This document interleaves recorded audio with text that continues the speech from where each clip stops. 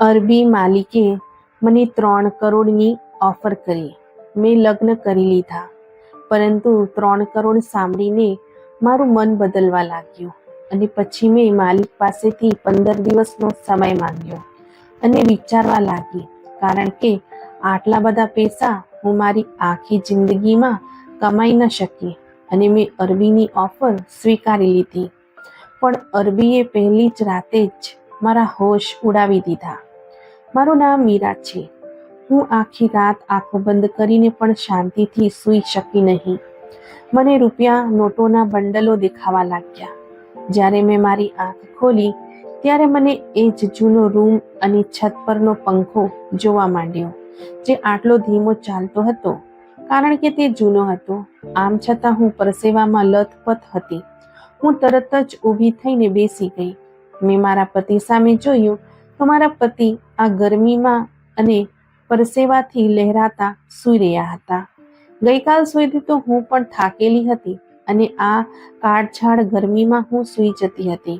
પણ આજે મારી સાથે બનેલી ઘટનાએ મને જાગૃત કરી દીધી. મેં મારા અરબી બોસ પાસે માત્ર 3 દિવસનો સમય માંગ્યો હતો અને હું ઘરે પાછી આવી હતી અને સતત વિચારતી હતી કે શું કરવું અને શું ન કરવું. 3 કરોડ એ નાની રકમ નથી. તે મારા તમામ મુદ્દાઓનો ઉકેલ આવી શક્યો હોત. પણ તેઓએ મારી પાસેથી જે માંગતા હતા તે નાની નહોતી. એ બહુ મોટી વાત હતી, કારણ કે હું પરિણીત સ્ત્રી હતી. હું તેમની સાથે આ બધું કેવી રીતે કરી શકું? માલિકે કહ્યું કે હું તને 3 કરોડ આપીશ. આ સાંભળીને મેં તો ઇનકાર કર્યો, પણ પછીનો ક્ષણનું હું મારી ગરીબી વિશે વિચાર કર્યો. મેં માલિકને 3 દિવસનો સમય આપવાનું કહ્યું. મને વિચારવાનો સમય આપો, મને સમય જોઈએ છે. તેણે કહ્યું, 3 દિવસથી વધુ નહીં. શું તમે મને 3 દિવસમાં જવાબ આપી શકો છો? જલ્દી જવાબ આપો અને હું ચોક્કસપણે સંમત થઈશ. અને હું ઘરે પરત ફરી. મારું બધું ધ્યાન માલિકના વિચારો પર ગયું. હું એક ફેક્ટરીમાં કામ કરતી હતી જ્યાં રમકડા બનતા હતા અને હું તે મહિલાઓની સુપરવાઇઝર હતી. હું ત્યાં રમકડા પેકિંગ કરતી હતી. જોકે ત્યાં પહેલા મારા માટે સુપરવાઇઝર તરીકે 3 મહિલાઓ કામ કરતી હતી, પરંતુ માલિકે જે રીતે મારી સાથે નમ્રતા અને પ્રેમથી વર્ત્યા, બાકીનો સ્ટાફ પ્રત્યેનું તેમનું વલણ મારા જેવું ન હતું. તે અન્ય કામદારો સાથે કઠોર સ્વરમાં વાત કરતા હતા. હું 1 મહિનાથી કામ કરતી હતી અને તે મહિનામાં મારા માલિક મારા પર ઘણા ઉપકાર કર્યા હતા. મારી સાથે ઓફિસના અન્ય કર્મચારીઓ પણ આશ્ચર્યમાં પડી ગયા હતા. અવારનવાર મહિલાઓ મને કહેવા લાગી હતી કે અમે છેલ્લા 2 વર્ષથી આ ઓફિસમાં કામ કરીએ છીએ, પરંતુ માલિકે અમારો પગાર ક્યારેક વધાર્યો નથી અને તને થોડા મહિનામાં જ વધારે થયો છે અને તારો પગાર પણ વધ્યો અને તને બોનસ પણ આપ્યું છે. તું એવું શું કામ કરે છે? આ પ્રકારના માલિકના મારા પ્રત્યેની દયાનું કારણ હું પણ સમજી ન શકી. એક સ્ત્રી કહેવા લાગી, સાહેબ, આ છોકરીની સુંદરતાથી પાગલ છે, તેથી જ તેના પર દયા બતાવવામાં આવી રહી છે.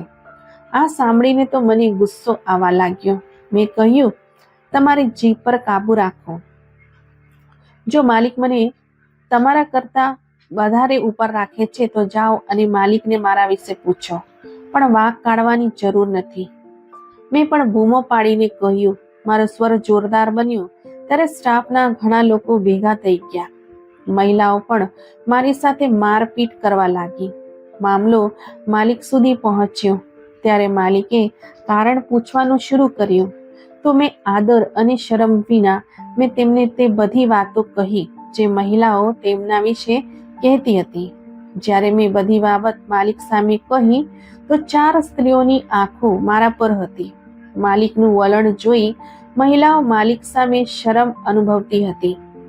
માલિકે જણાવ્યું કે આ ફેક્ટરીના માલિક હું છું, તો મારી મરજી થશે. હું જેને ઈચ્છું તેનો પગાર વધારી શકું. માટે તમે કોણ છો? કોઈના પાત્ર પર આંગળી ચીંધનાર. માલિકના ગુસ્સા અને સ્વરથી તમામ મહિલાઓ ગભરાઈ ગઈ હતી. માલિકે કહ્યું, આગલી વખતે કોઈએ આવી વાત ફેલાવવાનો પ્રયાસ કર્યો તો પછી હું તેને નોકરીમાંથી કાઢી નાખીશ. માલિકની ધમકી કામ કરી ગઈ હતી અને મારો જીવ પણ હળવો થઈ ગયો હતો. પણ કદાચ આ મારી ખોટી વિચારસરણી હતી. થોડા મહિના પછી જ વાસ્તવિકતા મારી સામે આવી. તેથી હું મૂંઝવણમાં રહી ગઈ. એક દિવસ માલિકે મને કહ્યું કે ફેક્ટરી બંધ થઈ જાય પછી મારે ઓફિસમાં રહેવું જોઈએ અને ક્યાંક ન જવું. તેણે મારી સાથે ખૂબ જ મહત્વપૂર્ણ વાત કરવી હતી. આ સાંભળીને મને આશ્ચર્ય થયું. રજા પછી અહીં તમામ કામદારો ના રોકાય તો હું કેમ રોકું? અને પછી તે પણ એકલી? રજા પછી બધી સ્ત્રીઓ ગયા અને અન્ય કર્મચારીઓ પણ. પણ માલિક તેમની ઓફિસમાં રૂમમાં શાંતિથી બેઠા હતા. મેં દરવાજો થોડો ખોલ્યો અને તેમને પૂછ્યું કે મને જે પણ કામ કરવાનું હોય તે જણાવો, નહીં તો તેણે મને પણ રજા આપી દેવી જોઈએ.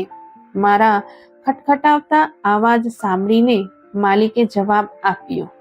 મને અંદર આવવા માટે કહ્યું, પણ હું અંદર ના ગઈ. મેં માત્ર દરવાજો ખોલ્યો અને દરવાજાના ઉંબરે ઊભી રહી. મેં કહ્યું, માલિક, બોલો, શું કહેવું? તો કહેવા લાગ્યા, તમે અંદર આવીને અહીં મારી સામે બેસી શકો, કારણ કે મારે તમારી સાથે ખૂબ જ અગત્યની વાત કરવી છે. મેં મારા કાંડા પર પહેરેલી ઘડિયાળ તરફ જોયું અને પછી ઊંડો શ્વાસ લઈને ખુરશી પર બેસી ગઈ. પણ મને આશ્ચર્ય થયું જ્યારે માલિક કંઈક બોલ્યા નહીં, બલકે તે મારી સામે તરફ ધ્યાનપૂર્વક જોઈ રહ્યા હતા અને તેઓ હસી રહ્યા હતા. માલિકની આંખોમાં જોયું તો તે કંઈક વિચિત્ર વિચારી રહ્યા હતા. તે પછી માલિકે મને જે કહ્યું તે સાંભળીને તો મારા હોશ ઉડી ગયા. તેમણે કહ્યું કે તમે ખરેખર ખૂબ જ સુંદર છો અને તમને જોઈને મને આનંદ થાય છે. માલિકના આવા શબ્દો સાંભળીને મેં તેમની સામે ખૂબ જ ખતરનાક વલણથી જોયો. શરમ અનુભવવાને બદલે તે હસવા લાગ્યા. મેં કહ્યું, શું તમને આવી રીતે વાત કરતા શરમ નથી આવતી? વાત કરતી વખતે મેં કહ્યું કે હું કોઈ પણ રીતે તમારું કામ કરવા માંગતી નથી. હું પણ તમારા માટે આટલા લાંબા સમયથી અહીં બેઠી છું, આ બકવાસ સાંભળવા નહીં. મારા પતિ ઘરે પહોંચ્યા હશે, મારી રાહ જોતા હશે. મારી પાસેથી આ સાંભળીને તેણે મારી સામે જોઈને કહ્યું કે શું તમે પરણેલા છો? મેં કહ્યું, હા. મેં જોયું કે આ સાંભળીને મારા માલિકના ચહેરા પરનો દેખાવ વિચિત્ર અને અદ્ભુત દેખાવા લાગ્યો અને એકદમ મૌન જેવું વાતાવરણ થઈ ગયું. પરંતુ થોડા સમય પછી તેણે પૂછવાનું શરૂ કર્યું કે જો તારો પતિ છે અને નોકરી કરે છે તો તું કેમ કામ કરે છે? મેં કહ્યું કે મારા પતિનો પગાર ઘણો ઓછો છે, જેથી જ હું મારા પતિને મદદ કરી રહી છું. હું તેને ટેકો આપું છું, એટલે જ હું જોબ કરું છું અને બંને કમાઈને છીએ તો આજ અમારું ઘર ચાલે છે. મારી વાત સાંભળીને તેણે કહ્યું, ઠીક છે, તું જઈ શકે છે અને જો તને કંઈ ખરાબ લાગ્યું હોય તો મને માફ કરજે. હું આશા રાખું છું કે તમે આવતીકાલથી નોકરી પર આવશો. તે ખૂબ જ દુઃખી થઈ રહ્યા હતા. હું ઊભી થઈને તેમની ઓફિસની બહાર ગઈ. મારા પતિ પણ કામ કરતા હતા અને અમારા લગ્નને 2 વર્ષ પણ થયું હતું, પણ અમે અત્યાર સુધી કોઈક સંતાન નહોતું અને અમે અત્યાર બાળકને જન્મ આપવા માંગતા નહોતા. અમારા સંજોગો જ એવા હતા.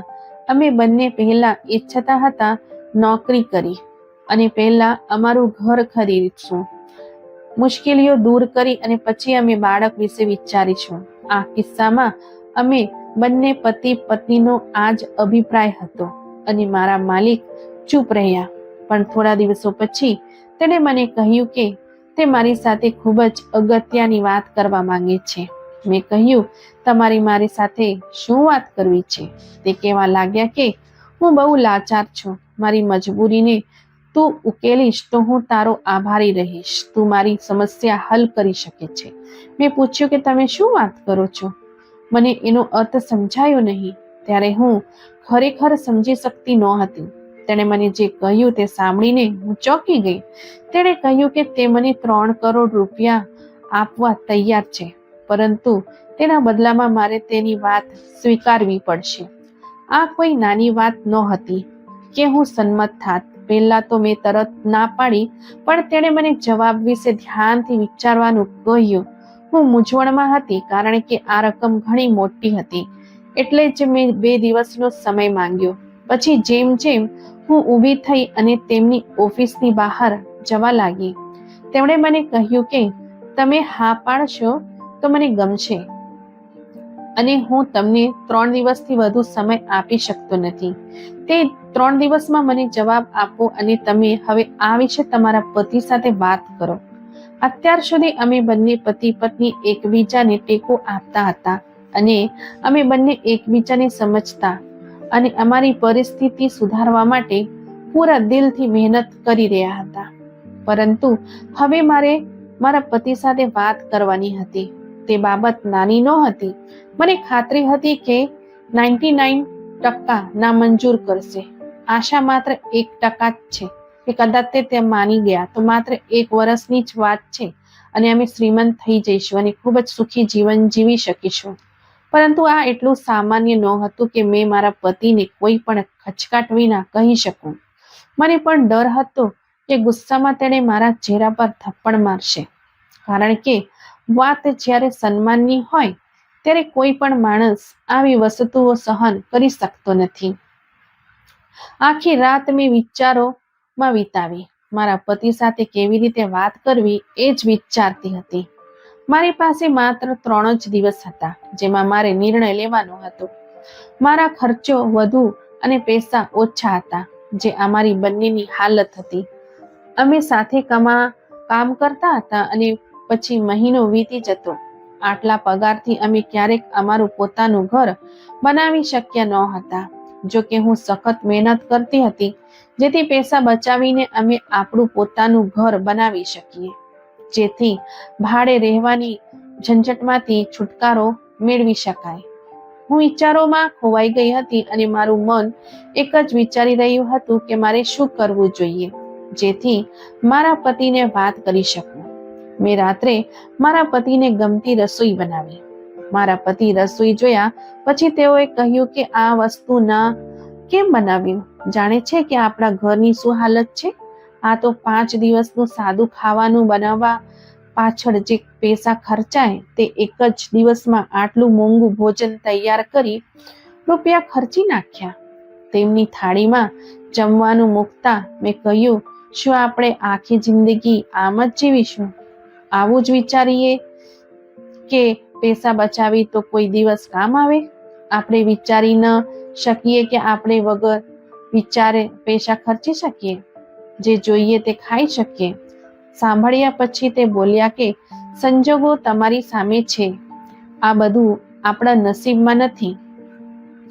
તેમણે જમવાનું શરૂ કર્યું તો મેં કહ્યું કે મારી પાસે એક ઓફર છે.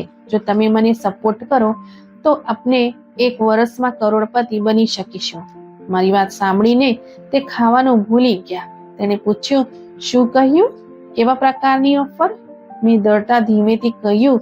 મેં તેમને આખી વાત કહી. તેણે બહુ શાંતિથી મારી વાત સાંભળી, પણ જમવાનું ત્યાં જ છોડી દીધું. આ જોઈને મારા હૃદય ધડકવા અટકી ગયું. થોડી વાર તે કંઈક બોલ્યો નહીં. તે વિચારતો રહ્યો અને મારી સામે જોઈ રહ્યો હતો. હું તેમના જવાબની રાહ જોઈ રહી હતી, અને કેવી રીતે પૂછવું કે ન પૂછવું તે સમજાતું નહોતું. પછી મેં કહ્યું કે હું કાલે જઈ અને મારા માલિકને ના પાડીશ. આ સાંભળીને તે મારી તરફ જોયું. તેણે કહ્યું, તું મારી મોટી કસોટી કરી છે, પરંતુ તમારા માલિક જે રકમ કહી છે તે આટલી બધી છે કે હું તને શું જવાબ આપું તે હું સમજી શકતો નથી. કદાચ તે મારી જેમ મૂંઝવણમાં હતા અને આ સમસ્યાથી પસાર થઈ રહ્યા હતા, જેને હું સમજી શકતી ન હતી, અને તે પણ સમજી ન શકતા હતા હું કરવું અને શું ન કરવું. પછી તેણે મને કહ્યું, ઠીક છે. માલિકે કહ્યું હતું કે તે નિસંતાન છે અને તેની પત્ની વાંજળી છે. તેને સંતાન નહીં થાય, અને તે તેની પત્નીને છોડી શકતા નથી, કારણ કે તમામ વ્યવસાય અને સંપત્તિ તેમની પત્નીના નામે છે. તેણે કહ્યું કે હું તેને સુંદર લાગી અને તેને બાળક સુંદર જુએ છે, અને તેમને મને જોઈને એટલે તેમનો આવો વિચાર આવ્યો. તેથી હું તમારા પર વધુ દયાળુ બનતો હતો. જો તમે પરણ્યા ન હોત તો તમે મને બાળક થયા પછી છૂટાછેડા ના આપી શક્યા હોત, પણ મારે ફક્ત બાળક ખાતર લગ્ન કરવા છે. હવે તમે જો પરિણીત છો તો મને કોઈ ચિંતા નથી, અને જો તમારા પતિ માને તો તમે તેને છૂટાછેડા આપી દો અને હું તમારી સાથે લગ્ન કરીશ. જલ્દી મને એક બાળક થશે, હું તમને છૂટાછેડા આપીશ. તમારા પતિ તમારી સાથે ફરીથી લગ્ન કરશે અને તમે 3 કરોડ લઈ જાઓ. 3 કરોડ એ એક સારી રકમ છે, જેમાં પતિ પત્ની બંનેની હાલત સારી થઈ શકે છે. આ વાત મારા માલિક મને કહી હતી. મારા પતિને પણ કોઈ વાંધો નહોતો, એટલે જ હું પણ બીજા દિવસે ગઈ. માલિકને કહ્યું કે મારા પતિ મને આ માટે હા પાડી છે. પછી એવું જ થયું. મારા પતિએ મને છૂટાછેડા આપી દીધા અને માલિકે મારી સાથે લગ્ન કર્યા. આ દરમિયાન માલિકે મને તેમના ઘરે લઈ ગયા. તેમની પત્ની, જે ખૂબ જ સુંદર હતી, પણ મને ગુસ્સામાં જોઈ રહી હતી. ગુસ્સાથી તેમના ચહેરાનો રંગ બદલાઈ ગયો હતો. તેણીએ મને સહન કરવાની ફરજ પડી હતી. મને પણ માલિક સાથે પ્રેમ ન હતો. હા, તો પૈસા ખાતર હું તેમની વાતને સ્વીકારી હતી. બાકી હજી હું સાચો પ્રેમ તો મારા પતિને જ કરતી હતી. મારા લગ્નને બસ 1 મહિના જ થયા હતા અને હું પ્રેગ્નેન્ટ થઈ ગઈ. મને આનાથી બહુ આનંદ ન થયો, કારણ કે આ મારી મજબૂરી હતી. પણ માલિક ખૂબ જ ખુશ હતા. તેણે મારી પહેલા કરતા વધુ કાળજી લેવાનું શરૂ કરી દીધું અને તેમની પત્ની પણ ખૂબ ખુશ હતી. તે મારા ખાવા પીવામાં ખૂબ જ ધ્યાન આપતી હતી. તે મારી જાતે જ મારી સંભાળ રાખતી. તે મને જ્યુસ પીવડાવતી, ક્યારેક મને દૂધ પીવડાવતી, મને સમયસર દવાઓ આપતી અને હું દિવસે ને દિવસે મહિનાઓ ગણતી, જેથી મને જલ્દી બાળક થાય અને મારા પૈસા મળે અને હું મારા પતિ પાસે જતી રહું અને તેની સાથે મારું જીવન જીવી શકું અને પછી મારા પતિને પણ સંતાન આપું. હું જ્યારે પણ મારા પતિને ફોન કરતી હતી ત્યારે તે ખૂબ જ દુઃખી રહેતા. તે મને કહેતા કે મને તારી બહુ જ યાદ આવે છે મીરા. આ કોઈ મામૂલી વાત નથી. હું તારા વગર ખુશ નથી રહી શકતો. મેં મારા પતિ મહેશને કહ્યું, હવે બહુ ઓછો સમય બચ્યો છે, બસ થોડા મહિનાની વાત છે મહેશ. બાળકનો જન્મ થતાં જ માલિક મને છૂટાછેડા આપી દે છે અને હું તમારી સાથે ફરી લગ્ન કરીશ અને અમારા જીવનની બધી સમસ્યાઓ દૂર થઈ જશે. અમે એક ખૂબ જ સુંદર ઘર ખરીદશું, જેમાં તમામ સુખ સુવિધાઓ હશે. અમે કાર લઈશું, ફરવા જઈશું. મારી વાત સાંભળીને તે પોતાનો ફોન સ્વિચ ઓફ કરી દેતો હતો. મારી આંખોમાં તો સપનાઓ દેખાવા લાગ્યા હતા. સમય પસાર થઈ રહ્યો હતો. હું 3 કરોડ કેવી રીતે ખર્ચવા એ વિચારી રહી હતી. પછી તે સમય પણ આવી ગયો અને મેં એક પુત્રને જન્મ આપ્યો. બાળકનો જન્મ થતાં જ મેં મારે માલિક અને માલકીનને સોંપીને પોતે મારા પતિ પાસે ગઈ અને મારા ઘરનો દરવાજો ખખડાવતા થાકી ગઈ, પરંતુ કોઈએ દરવાજો ન ખોલ્યો. મેં આજુબાજુના લોકોને કહ્યું કે દરવાજો તોડી નાખો, કેમ કે મને ખબર હતી કે મારા પતિ આ સમયે ઘરે છે અને ક્યાંક જતા નથી. તો પછી તે દરવાજો કેમ નથી ખોલતા? મારું હૃદય ખૂબ ડરી ગયું હતું. તરત જ આસપાસના લોકોએ દરવાજો તોડ્યો. મારા પતિ પથારીમાં પડ્યા હતા. હું ચીસો પાડવા લાગી, પણ ઘણું મોડું થઈ ગયું હતું. તે મારું દુઃખ સહન ન કરી શક્યો. તેણે આ દુનિયા છોડી દીધી હતી. મેં 10 દિવસ રડતા વિતાવ્યા. મારી પાસે માલિક પાસે પાછા જવા અને તેને મને ટેકો આપવા સિવાય કોઈક વિકલ્પ બચ્યો ન હતો, કારણ કે હું તેના બાળકની માતા છું. હું તરત જ માલિક પાસે ગઈ. જ્યારે હું ઘરે પહોંચી ત્યારે માલિક ખૂબ જ ખુશ હતા. તેણે તેમની પત્નીને ગળે લગાવી અને તેમના ખોળામાં રહેલા બાળકને પ્રેમ કરી રહ્યા હતા. તે મને જોઈને હસવા લાગ્યા અને કહ્યું કે તમારા પતિ પાસે જવાની બહુ જલ્દી હતી. અરે, તમારો 3 કરોડનો ચેક તો લઈ જવો જોઈતો હતો ને, જેના માટે તે આ બધું કર્યું. તેણે ખિસ્સામાંથી ચેક કાઢીને કાગળ સાથે મને આપ્યો અને કહ્યું, આ તારો છે અને હા, હવે તું આઝાદ છે. મેં તને છૂટાછેડા આપી દીધા છે. તું જઈ શકે છે. આ સાંભળીને મારા મગજમાં વિસ્ફોટ થયો. પૈસા તો આવ્યા, પણ હું લાચાર હતી. પૈસા ખાતર તો મેં આટલું મોટું પગલું ભર્યું.